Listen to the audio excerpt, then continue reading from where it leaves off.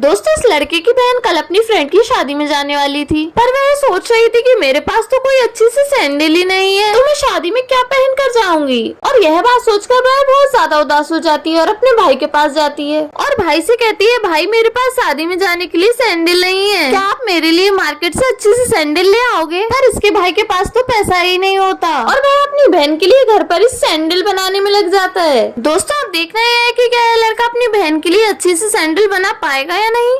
और उसे देखने से पहले आप इस वीडियो को लाइक करके चैनल को सब्सक्राइब कर दीजिए और कमेंट में अपने अपने प्यारे से भाई का नाम जरूर बताना। देखते हैं किससे सेम टू सेम आता है। दोस्तों इस लड़के ने तो अपनी बहन के लिए कितनी प्यारी सैंडल बना दी, मतलब गजब यार।